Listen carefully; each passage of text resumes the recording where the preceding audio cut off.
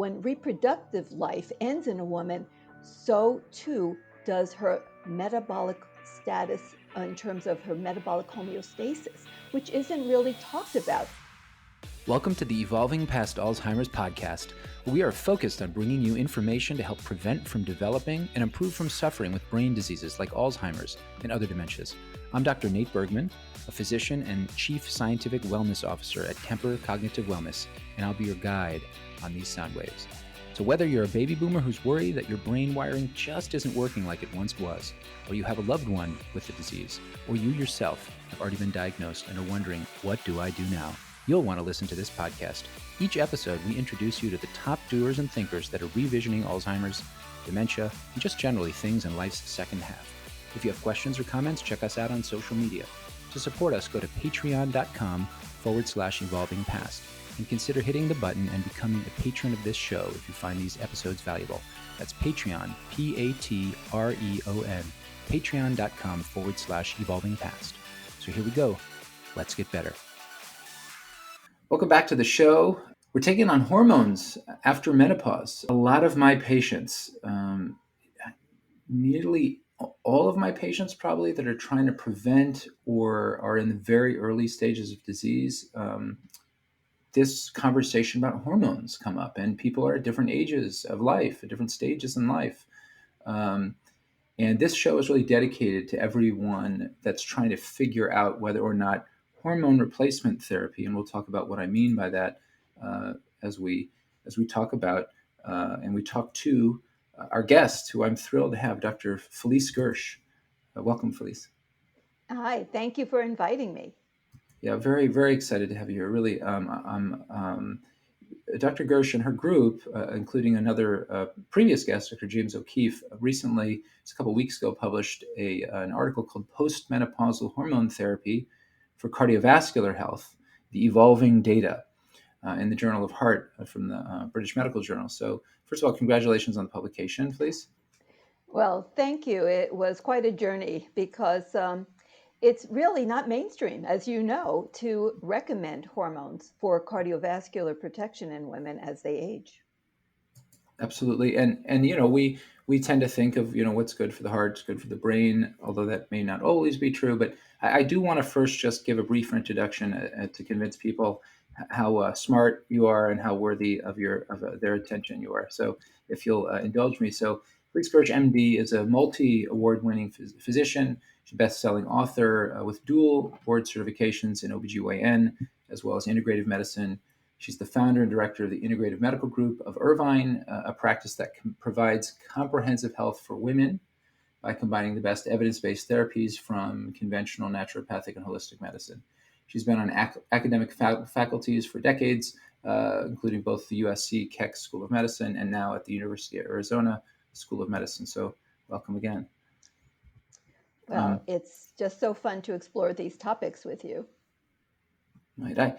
So I kind of want to, one of the reasons I respect your work, Felice, is because I feel like I have an open mind, but somebody once reminded me of the quote, make sure you have an open mind, but not so open that your brains are falling out. So, I relate to that with you. I'm in a couple of groups with you, and some of the comments that you make are very, they're just grounded. They're also, they're clothed in experience. It's not just like you read it somewhere. You've worked with, probably thousands of women, probably maybe tens of thousands of women over the years. And so that really, that's a whole different level of evidence. There's, one thing that a randomized control trial said it, but then there's another thing.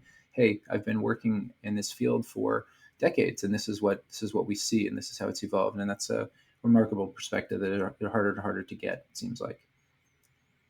Well, I'm a big believer in the powers of observation. I agree. There's certainly tremendous room and great progress that we've made through randomized controlled trials.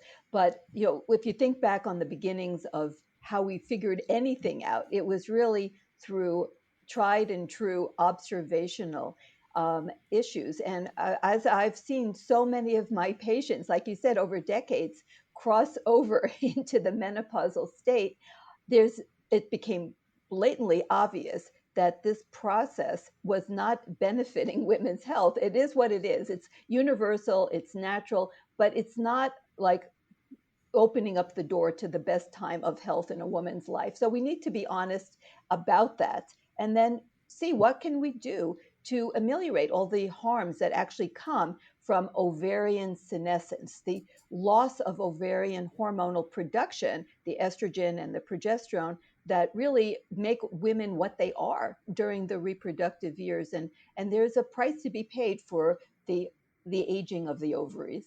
What do you mean by that? Because I had a different thing I wanted to leave with. What do you mean there's a price to be paid for that, the aging of the ovaries? Well, it's built into the female body that reproductive functions are linked to metabolic functions. And if you think of metabolism as really the spark of life, the production, creation, distribution, storage of energy. And it's natural when you think about it that everything in the female body would be designed for optimal survival and optimal reproductive capabilities. And therefore, nature would want a healthy woman to be reproducing. So it's all linked together. Like you said, all the organ systems, that's good for the heart, is generally good for the brain, and so forth. Well, it turns out that I think of estrogen as sort of the hormonal glue that links all organs and all aspects of health together in the female body to really allow females to reproduce, be successful over and over again so that they can raise their children to their reproductive maturity. And what happens is when reproductive life ends in a woman, so too does her metabolic status in terms of her metabolic homeostasis, which isn't really talked about. That because these two processes, metabolic health, reproductive health, are so completely intertwined, when you lose reproductive capability, the metabolic systems of the body really start to deteriorate. And that's a huge price that's paid by every single woman. And of course there's different degrees. Everything is not exactly the same for every woman, but it's universal that loss of ovarian hormonal production creates harms to the female body. So exactly. So that kind of brings us into the recent paper that you guys published. Um, and again, I'm going to repeat we'll link it in the show notes, but it's called Postmenopausal Hormone Therapy for Cardiovascular Health, Evolving Data. Can you kind of lay out, Felice, what was the central tenet or kind of the main conclusions, the practical conclusions? If we can start with that, can you kind of lay that out?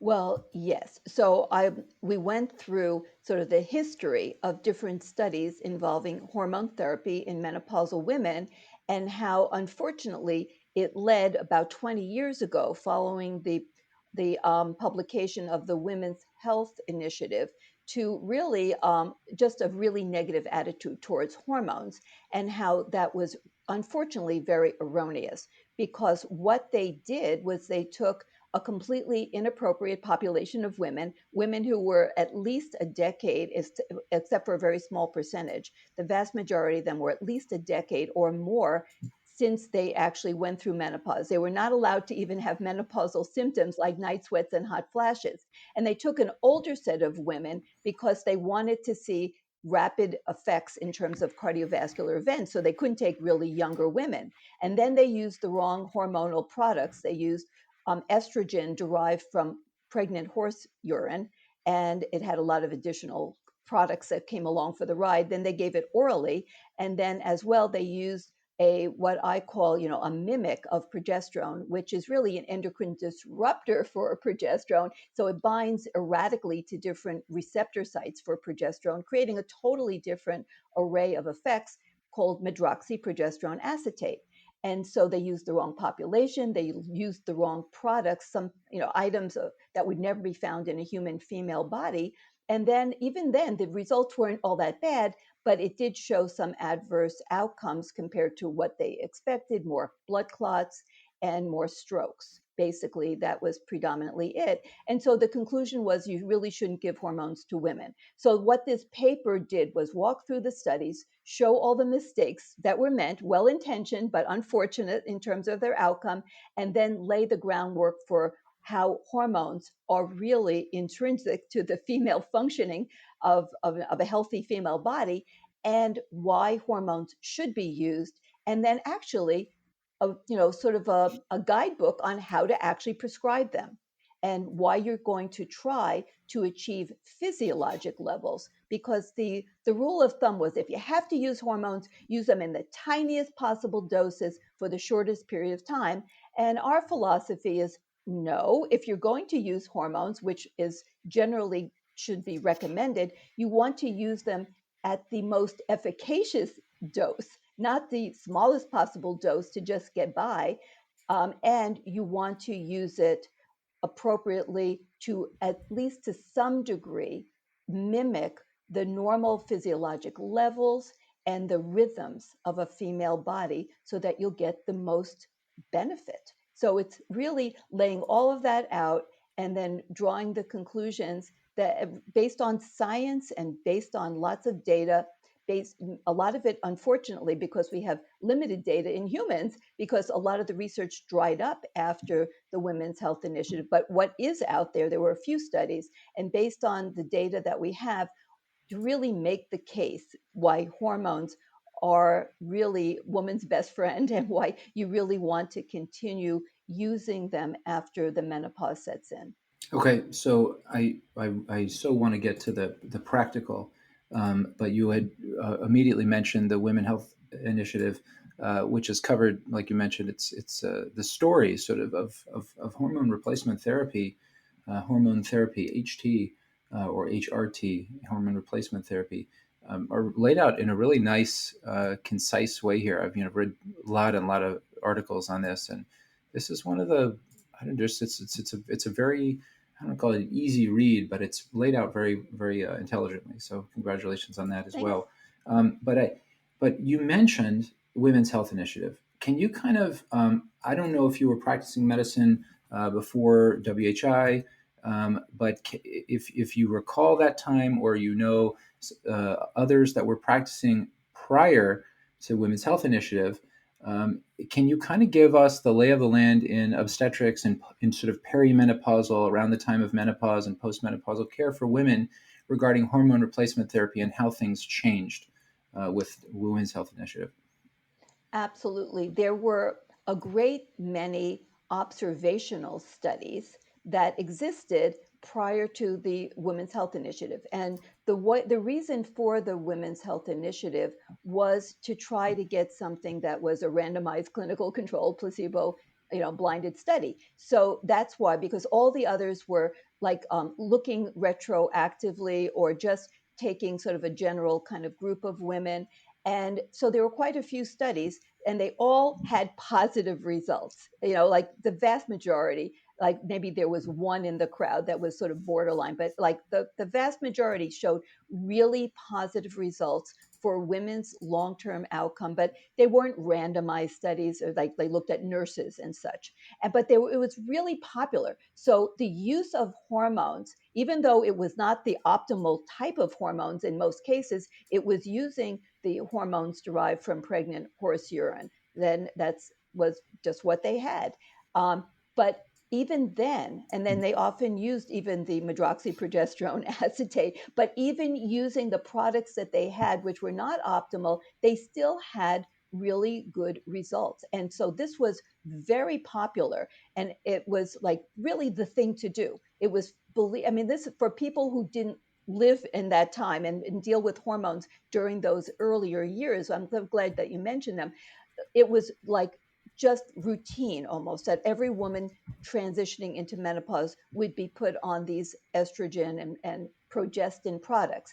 And then after the Women's Health Initiative, it just scared women to death. And the use dramatically plummeted. I mean, it just went off the charts into oblivion in terms of the use of hormones. Women were so frightened that they were going to get breast cancer, they were going to get strokes and heart attacks and dementia. I mean, it's like so many things, like the very things that we were giving hormones to prevent.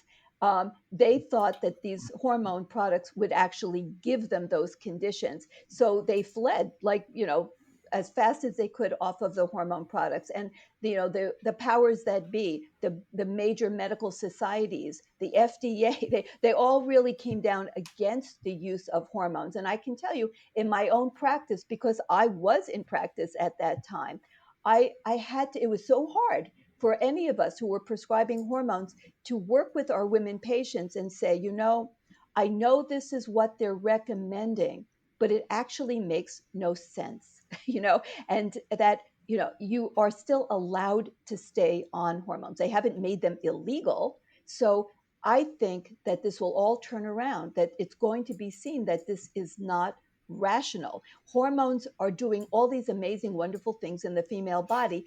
And women go through menopause at different ages. There are some that go in early menopause and they're only in their early 40s. And that's still considered within the normal range. It's just on the early side. And then there is of some that, are typical 50, 51, and then the few that go out later into the mid 50s and so forth. And so there are some women that literally are going into menopause a decade sooner than other women. So they would have a decade more of their lives with no hormones. That's okay. But yet, if they still have ovarian function and they keep making hormones for that extra 10 years, then that's okay. So it's like whenever you lose your hormones, that's just the way it goes. And if you keep them, like, lucky for you, but you shouldn't replace them. You shouldn't supplement with them and so forth. It didn't make any sense. When you looked at the scientific data on what hormones did in the body, and there was plenty of published research from animal studies looking at what estrogen actually did in the human body, or in the animal bodies and so on. So we knew so much, and so it made no rational sense. So I had to, like, practically plead with my patients to stay on hormones, but so many of them were so frightened they stopped. And then I saw what happened. They aged rapidly. It was really painful to at that time. Going through medicine as an OBGYN was a very painful time. What do you mean? What do you mean when your patients went off of hormones, they aged rapidly? What kind of things did you notice? Well, it's really quite something. They started having cognitive issues like word recall, forgetfulness, sleep problems. Of course, night sweats, hot flashes, but even separate from them, they would have early morning awakenings. They would have lots of insomnia problems. We now know that after menopause, the incidence of sleep disordered breathing and sleep apnea like doubles. They had a lot of GI Hmm. distress. The incidence of gastroesophageal reflux, GERD, dramatically increases after menopause. So my patients had a lot of digestive problems, mood problems in women who've had a history of anxiety or depression after menopause without the adequate amounts of estrogen. The issues involving mood disorders increases by 400%. And then the weight gain, they would say, my body is morphing. This was so painful for them, that my body is morphing. I'm doing everything the same. In fact, I'm eating less and exercising more, and I'm getting all this belly fat. My waistline is literally disappearing. I'm turning into SpongeBob. It's like, what is happening to my shape? And so, and then they would go into the doctor like me, and their blood pressure would start to rise. And it's like, now they're getting hypertension. They're having sleep problems, mood problems, weight, body changes, and of course, vaginal dryness and sexual dysfunction and incontinence and prolapse. Their vaginal tissues, that people don't realize that estrogen is really key to musculoskeletal health. There are receptors on muscle and all the ligaments involved in all the bone. And people know bone, but they don't realize that bones are really integral to joint health. And so they would get osteoarthritis. And then it's like, oh my gosh, it's like everything that you think about with aging was happening at this accelerated rate in my patients once they got off hormones. And, everyone who's had a friend and they saw her, we'll give her name Susan. Okay, they saw Susan when Susan was 46 and she was not in menopause yet. And then they, came back and had a reunion or something, and now she's 56. So suddenly 10 years have passed, but she looks like she could be 20 years older. And her husband, who aged the same 10 years, looks like he's 2 years older. It's like, what happened here? Suddenly Susan looks so much older than her husband.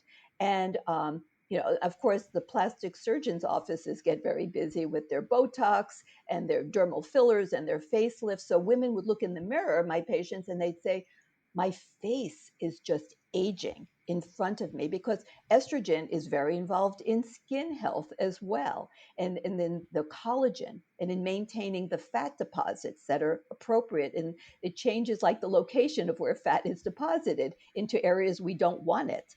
So everything that you can think of, that's what I saw in my patients as the years passed. And it wasn't that many years. And I saw this happening in front of my own eyes once they stopped using hormones. It was like a real life study happening in my practice. Right. So that's always, we talk about this sometimes on the podcast. Like, there's what it says, what science says, which is, of course, we're in practicing medicine. Of course, we lead with science. But if the, and sometimes science and scientific findings are counterintuitive, but they do have to some degree square with what we see in reality. If we're told that this is the outcome we're going to get, and we go and do the thing that it says, like we follow the recipe, so to speak, and we don't get the outcome, so we first say, okay, did I do it incorrectly? But once we verify our own process, sometimes then we have to say, was the was the recipe generated correct? Is it a true recipe? You know what I mean? It's the findings, the conclusions, Mm-hmm. this sort of. And I'm sure you've read Carol Tavris and Avram Blooming's book Estrogen Matters, Mm-hmm. where they really go deep into the sort of the issues and some of the um, back channeling and backdoor politics that went along with the Women's Health Initiative. It's very, very, very worth reading. That's called a book called Estrogen Matters. I have sort of a related question to this rapid aging. This is from one of our listeners and Patreon supporters. Um, she happens to be a physician as well. She wanted to know if hot flashes can be a sign of brain inflammation. And Mm-hmm. I'll give you a little bit more context for that, Felice. So, with one of the things that you've kind of that the paper makes clear, and you've sort of mentioned here in a couple of the different explanations, is that with menopause, women become a little bit more inflamed Mm-hmm. because, in part, my understanding is of losing estrogen. Can you talk maybe about how menopause may be like almost like a mini inflammatory state in some ways, and then we'll maybe circle back to the hot flashes question as brain inflammation. But estrogen and menopause, loss of estrogen as an inflammatory state, is that true? Absolutely. And as we know, inflammation underlies and drives most of the processes of aging. That's why somebody brilliant coined the term inflammaging. So what happens in women is, it turns out that estrogen, as I mentioned, is involved in virtually every function in the female body, and there are receptors on pretty much every cell in the human body, including all of the immune cells. So it's like, if you think about the innate immune cells, the macrophages, the mast cells, the neutrophils, and so on, as sort of weapons of mass destruction that need to be controlled. Well, estrogen is like the grand master of immunomodulation. So it really regulates the immune response, the inflammatory response, which of course is designed to deal with trauma, damage to the cells, and also invading pathogens. So estrogen is very involved in modulating the action of the inflammatory cells, the immune cells, and how it relates to the immune response for inflammation generation and inflammation resolution. This is all very much involved with estrogen.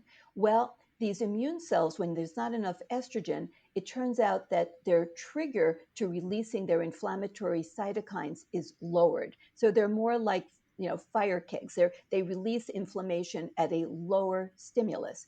Well, all of these immune cells are lining, there's many, a great percentage of them are sitting lining the gut associated lymphoid tissue, where we evolved because with all that immune system lining the gut, because eating food that might be contaminated was certainly a big risk to the body. And so our immune system is heavily embedded in the gut area. Well, it turns out that after menopause, very shortly after, with the altered hormonal state, that the gut microbiome, these trillions of microbes in this complex ecosystem that resides in the gut, is altered, and it's altered in a negative way. So it becomes what we call dysbiotic. So it's abnormal. And these gut microbes are so key to so much in the body now. I'm sure you've talked about that so much. But in terms of maintaining the health of the gut itself and the integrity of the gut barrier, they're also very critical. So when you have the altered microbial population, you lose the gut integrity. So you have what we call leaky gut, and the mucus protectant coating is gone. And these toxins that are produced within the gut, the endotoxins, the lipopolysaccharides, can actually cross right between the cells of the gut into this area, that has all these immune cells. Now, after menopause, these immune cells are lower to release their inflammation products, the inflammatory cytokines. So now you have this constant stream, low level, but chronic entry into the body of these endotoxins that are then igniting these immune cells to release their inflammatory cytokines. And the immune cells themselves also circulate through the body, releasing these inflammatory cytokines. And we now know that inflammation triggers inflammation in the brain, it triggers inflammation in the artery lining. So you really get this state of low grade systemic inflammation. And it gets even worse. We now know the mouth, the oral microbiome, is very key to inflammatory state throughout the body, an area that is only now just really being understood. We know after menopause, women's mouth microbiome also changes. That's why they have more gingivitis, they have more tooth loss, and so forth. So we have this from the top to the bottom of the GI tract. There's these altered microbiomes, which create this chronic state of upregulation of the immune cells that are now exposed to these toxic elements that are coming into the body. And so this chronic state of inflammation then evolves. And inflammation then triggers insulin resistance and oxidation of LDL cholesterol, which then can lead to, plaque. And the other thing, what happens is that the liver itself, which has LDL receptors, they don't work properly in the absence of estrogen. So the cholesterol that's circulating, that's being made by the liver and circulating, it can't get picked up by the liver for disposal. So you have almost always in menopause, you have elevation, and this has been published, of cholesterol. So you get elevated levels of cholesterol. You have more inflammation. The cholesterol gets oxidized. It gets picked up by the macrophages. They get embedded in the inflamed endothelial lining of arteries, and it just goes on and there and on. And in terms of neuroinflammation, absolutely. So there are receptors throughout the brain for estrogen, including in the hypothalamus,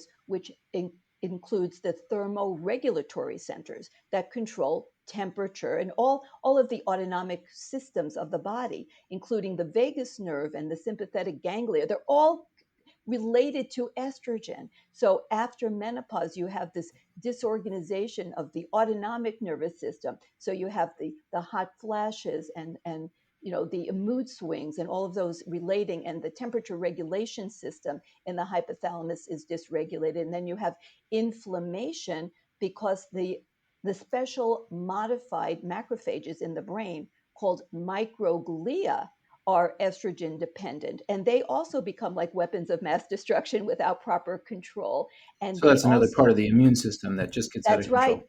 there it's another part. And in the bone, the osteoclasts are the modified immune cells, the macrophages that become out of control, and they become more aggressive and start eating up the bone, and that's what leads to osteoporosis, which is really all of these processes, um, the evolution of neurodegeneration, and like Alzheimer's and osteoporosis, underlying all of these processes and cardiovascular disease is inflammation. And I'm so glad that you brought it up, because inflammation really is a driver of all of these conditions so associated with aging. And all of these are regulated through the immune system, which is very much involved with estrogen as one of the master immunomodulators, in terms of even like the renin angiotensin system is all dependent. That's really all about the inflammation and inflammation resolution is all related to estrogen.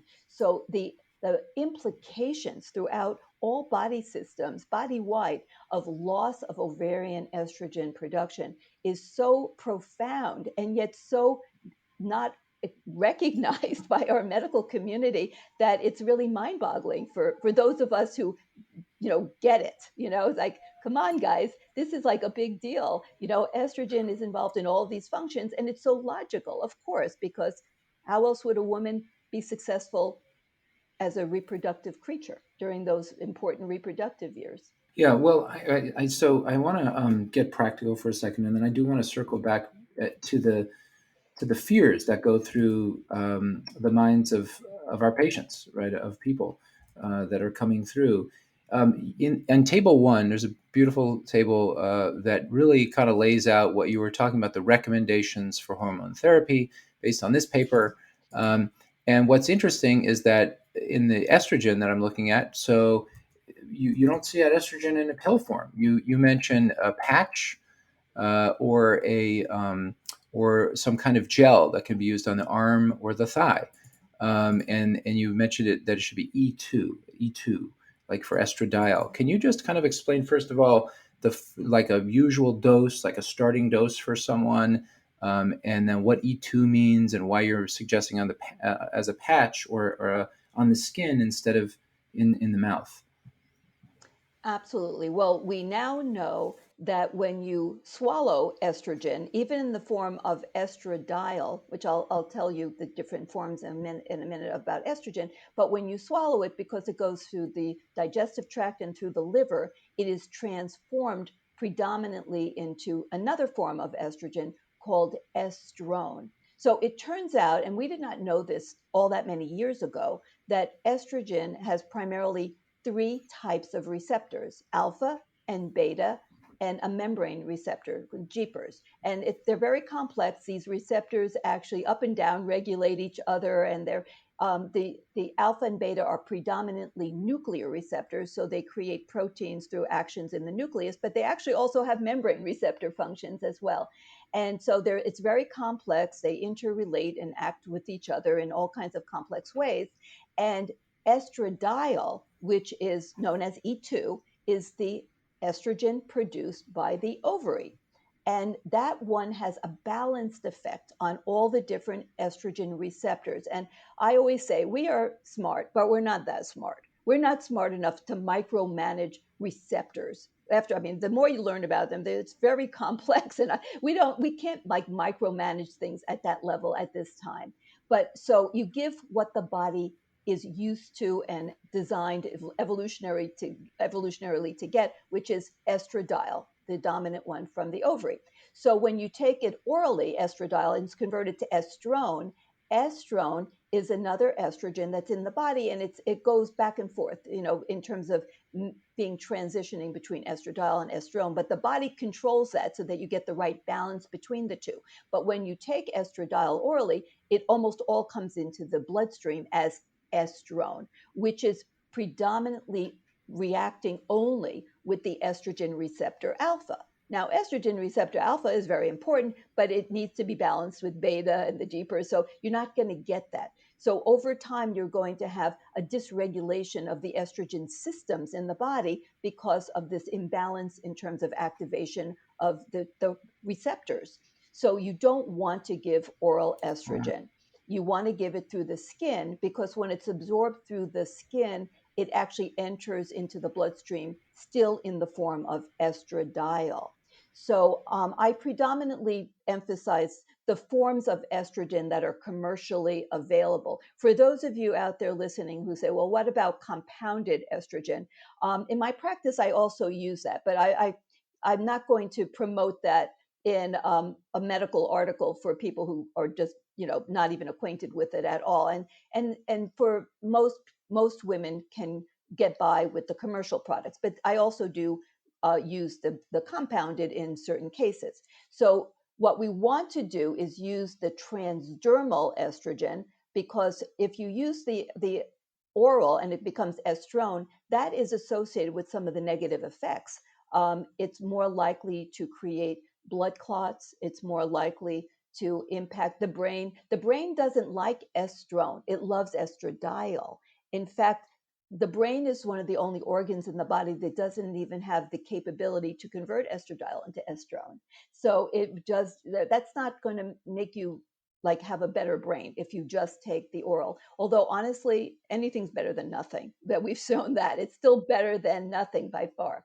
But so we want to give transdermal, and the way that we want to give it is to try to get a level in the blood that's somewhat comparable to what you would see average wise. Now, I feel absolutely in my heart that the ultimate best way to give hormones to women is an area that really needs research. So, and that would be to mimic a menstrual cycle's hormonal rhythms, because we now know that the ups and downs of estrogen up and down regulate receptors, turn on and off genes, and including oncogenes and tumor suppressor genes. So it's like not simple. So everything in the body we now know isn't about static, it's about rhythm. So hopefully, ultimately, we'll have that data. But in the meantime, what I'm looking at is trying to get a level that's about 100 picograms per mil. So it's about an average of what a woman would have during her menstrual cycle. But we want to at least have a level of 50, because anything below 50 we know doesn't really support the vaginal health. And if it's not supporting the vagina, it's probably not supporting a whole bunch of other things. And we don't necessarily want to get too high, because if you have very high estrogen, you're actually changing the way the immune system works as well. Because remember, everything in a beautiful menstrual cycle is really rhythmic. And now we know it gets so complex. Estrogen upregulates and downregulates the whole endocannabinoid system. And it's just amazing. The more you learn, the more you're in awe of really what goes on in the body, and that you just want to replicate what's really best for the body and let it self manage. So that's my ultimate goal. But in the meantime, I want to get physiologic levels, so average levels, because the goal in the past was to give these minute doses that could actually help suppress hot flashes, but really had no particular benefits throughout the body. And we didn't really have any data to show that it really was supportive of the brain or supportive of the cardiovascular system, the myocardium, and so on. So we know that estrogen, because it has a role as an immunomodulator, depending on the level in the body, it's going to have different effects. Very low levels of estrogen actually is more pro-inflammatory, whereas high levels are anti-inflammatory. So why would I want to give the lowest possible dose? That's not going to, we want to control inflammation. So I'm looking for a reasonable dose. And I also want to give the progesterone so that it's pulsed, because in a female body, we would never have progesterone every day after day at the same level. So at least I want to give it in a pulsed way. So it would be like 2 weeks out of every month, you would take the progesterone and then you would stop it, just like in the female body, it would stop making progesterone and then the period would come. So the patient would Okay, actually. Felice, can I stop because you've said an amazing amount there, and I want to make sure people are tracking with you because this is super practical. What you're saying, you put on, you can get a commercially available, like at CVS or Walgreens, kind of an estradiol patch. There's brand names, there's generics, or you can go through a compounding pharmacy through your doctor or healthcare provider, and and then you're checking blood levels. These are sort of the regular blood Mm-hmm. levels that you can get at pretty much any lab. It's not some Right. special lab that you can get. And that number, according to your paper, would be somewhere between 50 and 100, closer to 100 probably. Mm-hmm. But these are sort of physiologic benefit Mm-hmm. levels of estrogen. So those are all things people can check. And then you start talking about a second kind of hormone, which is progesterone. And that you're saying we take it as a pill, but probably only 10 to 14 days per month. Correct. So yes, I do get very excited about my hormones, as you can No, see. it's great. It's So, great. so progesterone can be given as a pill, and so it has a very different mechanism when you take it as a pill. It does get metabolized, but not into anything that's toxic. So that's a good thing.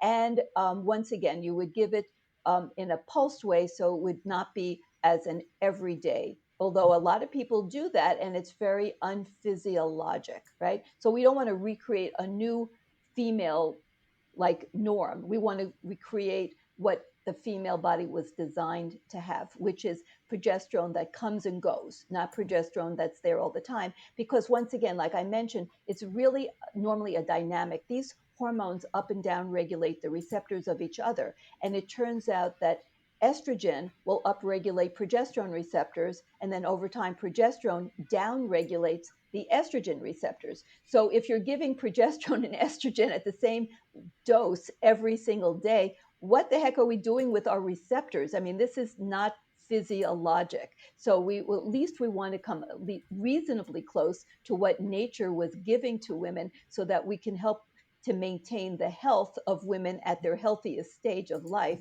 which is like in their reproductive years. Totally, totally. I know we're somewhat pressed for time because you have to see patients and etc. But I'm going to be I'm going to be frustrated if I don't. And if our listeners want another episode with Dr. Gersh, they can campaign for that too, which I'll be all over that. I can guarantee you. But there's a couple of questions that I think are extremely important. Some of which are covered in the paper, but one of which is not, which is it's alluded to. And that is, it's one thing if someone comes to me at 57 years old or 59 years old, and they are, let's say they stopped getting a period when they're 52 years old. And so they're 5, 7, 9 years away from menopause. Can you briefly talk about the timing hypothesis Mm-hmm. and why that might be important in estrogen replacement? And then I do want to ask about starting hormones later in life, because I'll tell you about a case study that we published. But first, can you address the timing of starting estrogen and progesterone as you're suggesting in the paper?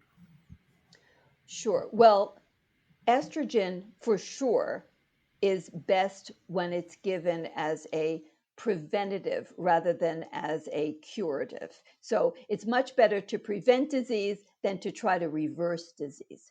But, and I'm going to say I would actually do some modification of the timing hypothesis based on what I hope future research will show. The timing hypothesis is based on data that says that if you start estrogen therapy in the first few years, like up to 10 years after the onset of menopause, that you're going to get benefit. But if you wait 10 years, beyond 10 years, that you actually may create harm or certainly not get the same benefit.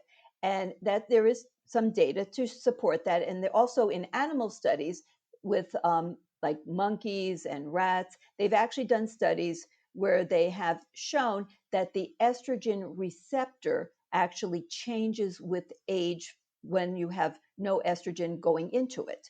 And so it becomes altered in its receptor functionality. So it doesn't work the same. And so you don't get the same benefits because it doesn't matter if you have like estrogen if the receptor doesn't work. It's like a diabetic that you can give all this insulin, but the insulin receptor just isn't working.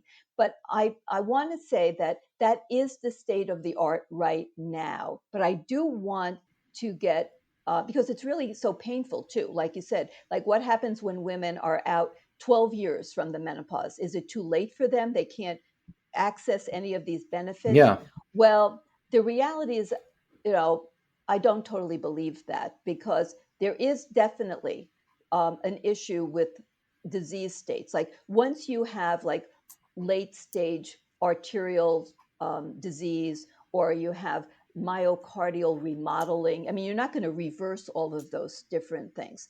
But I think you can move forward from wherever you are to try to slow further damage, even if you can't always ameliorate all the damage that's been done through lack of estrogen and aging and inflammation. But I really think that in my heart, like that the estrogen receptors can come back online to a significant degree. And I'll tell you where I'm getting that, but we need more data. This is a peer-reviewed article and so on. I can't just put in too many hypotheses here, but between us, I can give out some hypotheses. sure.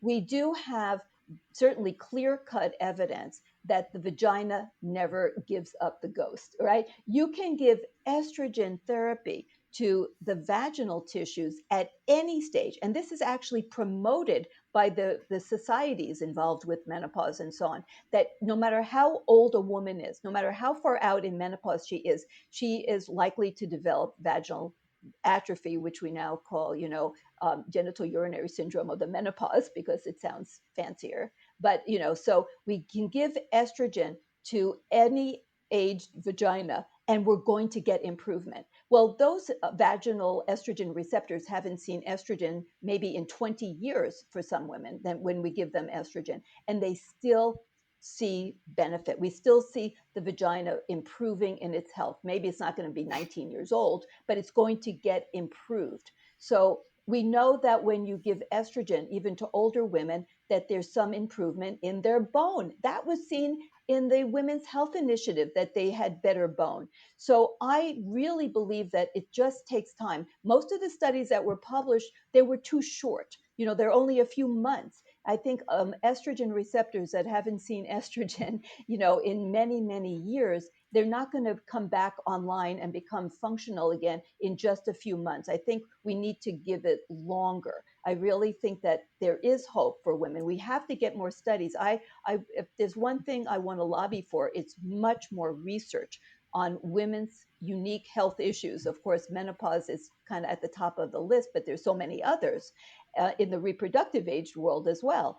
And we need to help women that are already past the so-called deadline for when hormones can be beneficial, because we just don't have the data. But we have vaginal data. So why, if the vagina can be benefited by estrogen at any stage, no matter how far out, why wouldn't the vascular system? Why wouldn't the brain? And we know that there are people that, like Dale Bredesen, who definitely are on board with giving estrogen to older women. So I just really, plead to the researchers. I'm going to work to try to get studies getting organized and get done so that women at every age can see benefits. But right now we don't have a lot of data, but I'd love to hear your data, because maybe I'm wrong. There is much more data out there. Yeah. Yeah, so definitely not much more. Mostly what we do are talk with a lot of clinicians that are working with brain-based disorders, primarily mood disorders, but mostly, Alzheimer's, pre-conditions, pre-Alzheimer's, preclinical Alzheimer's, prodromal Alzheimer's, all these. Somebody's at risk because they have a mom or a dad or many members of their family, or they have a copy of ApoE4. We published a case of a woman with very clear pre-Alzheimer's. So she had mild cognitive impairment of the amnestic kind. So that's a sort of a classic Alzheimer's, pre-Alzheimer's condition. Plus, she had a copy of ApoE4, which made it more likely that this was a very clear. Plus, she had a family history, so she had all of the, signs, but of Alzheimer's, except that she was still living independently, even though she scored abnormally on her cognitive tests. Right. She also had a personal history of breast cancer, and she was 77 years old when we saw her. We started her. She did all the usual, the good stuff: the diet, exercise, sleep, stress. She had some anxiety, was a little lonely. Her kids, both of her kids, lived out of town with the grandkids, and so she was living alone. She'd been divorced for decades by the time I met her, and anyways, we started, because she wasn't improving on the kind of the usual stuff, some supplements, diet, exercise, sleep, and stress, which actually a lot of people do improve on. So we started her on hormones. That's typically one of the next things I'll start in sort of a modular fashion, if you will. And she couldn't read anymore, and she was an avid reader. And she came back 3 months later after starting not just estrogen, progesterone. We started on a couple other things as well. And she had read 3 books in 3 months. Right. Now, there's 2 issues that I wanted to bring up with you on that. So one is, and I could just throw you out a scenario, and you could sort of say, hey, this is what you've seen, or this is what you've seen from, you heard from colleagues. So a person comes, say a woman comes in between ages 70 and 75. So she had stopped getting a period, let's say went through menopause about 20 years, maybe plus, if she's 73, 74, and she went into menopause when she's 50. So she's 20, 25 years out from menopause. And she's got a compelling reason in that her mind is going downhill fast, and there really isn't a lot of solutions out there. and you don't want to be you're not a snake oil salesman, and you want to offer people treatment that has some data behind it. um, is this so this is regardless of her sort of history of breast cancer or ovarian cancer, something like that. But Mhm. do you think, first of all, would you chastise, would you be open to, because there's many doctors that would and that are prescribing estrogen and progesterone for this particular woman? And the follow-up question is, if yes, how long would you try to sort of, get to therapeutic levels? And then let's say you get the estrogen to 50 to 100. How long would you say to wait in order that a determination could be made? Okay, this is only introducing a small risk and it's not likely to introduce a benefit, versus, oh no, the benefits outweigh the small risks that are involved here. How long would you wait? 6 months, 9 months? Well, first, it's not illegal to prescribe the hormones. Okay. So I believe very strongly in informed consent. So you just go over the data. You say, this is what we have. This is what we know. Um, these are the alternatives. If we don't do this, what are we going to do? You're going to take Aricept? I mean, what exactly are these great alternatives that are out there, right? So of course you've done all the lifestyle things. So once you make the decision that yes, it's not that there's really been shown that if you give human identical hormones to a woman who's been out in menopause for 25 years, there's no data to show that giving the human identical hormones, transdermal estrogen, is going to create any harm. It's really, does it create benefit? So, there's no proof of any harm whatsoever. Of course, not a lot of data, but we know from, once again, with the vagina there is benefit and no harm. So I would definitely offer it, and I would explain the potential benefits, the data we have. And if I was going to be fair, recognizing that the receptors clearly are going to take at least 6 months to really start to, like, wake up, so to speak, and start working. I would certainly want to give it a year. I mean, I would monitor things because I love to monitor. I love, non-invasive testing. So there's so many things I can monitor. So nobody's going to have, some unexpected event if you're monitoring your patient for, all you're doing is giving them some human identical hormones at physiologic levels. So for sure, I would want to see a year out. I mean, that would be a fair trial. And what would you monitor? Well, so you'd wait a year, and then what would you monitor to make everyone feel safe? Because I'm a huge fan of informed consent, and I probably spend too much time with it. But I mean, these are shared decisions where I'm a consultant at the end of the day, and I'm trying to improve someone's life, as are you. Hmm. And That's right. and all we can do is try, but we can also, we do have a responsibility to people to give them the best shot. So what would you monitor, Felice, to sort of to make everyone feel like we're doing this the safest and best way? Well, in terms of lab testing, I would of course monitor the levels, which is not traditionally done. But I don't know why you would not want to monitor the levels of the hormones that you're giving. Like nobody would give thyroid and never measure the levels. And we know that people absorb differently. So we definitely, the same dose doesn't give the same level in every person. So we want to measure the levels to make sure that we stay in that physiologic range. We're not going too high, we're not going too low. And then I love looking at inflammation markers, so I can look at what's the status of her inflammation. Because remember, we had this whole big discussion about inflammaging and inflammation underlying all these issues. So typically, these people will have high inflammation markers. So I want to see them coming down. And then I like to look at nutrient markers. And then depending on the situation, the individual, I might want to look at gut microbiome because I mentioned that it's definitely dysbiotic in women, and maybe we'll see greater diversity, and it's still in its infancy, but it would be certainly interesting to see the evolution of the gut microbiome. I would look at thyroid, because we know that estrogen has a big impact on thyroid. Everyone who deals with pregnancy knows that you have to monitor thyroid during pregnancy in women who have thyroid issues. So I would definitely look at that. And I would look at immune markers. For example, do they have a positive ANA? What other maybe auto antibodies? does the individual have? And then I do vascular scans in my office. I do echocardiograms. I look at carotids, and I'm looking at this from the point of view of prevention, not like, do I need to send this patient to a vascular surgeon for, stenting? That's not what I'm talking about. I'm talking about what's the status of the carotid intima. Is it inflamed? Is it thickened? So I can actually see that. Of course, that's some of the things that they look at in the studies, the very studies that were published. So, but I can do that in Right. my office for my patients. So I can see what's going on. Do they have mild diastolic dysfunction? What's the status of their heart? How's it pumping, and so on. They're not in heart failure, hopefully, but there's more subtle measures like mild diastolic dysfunction, so often overlooked by cardiologists. Absolutely. See it all the time, more and more on these reports. At least I know we've kind of run short on time. I would love to sort of invite you back for another talk. I have many, many more questions we didn't get to, but I certainly appreciate the time. I appreciate the effort. I'm well aware of the effort that it requires to get something pushed through for publication, especially in a journal like, an offshoot of British Medical Journal. So congratulations on that.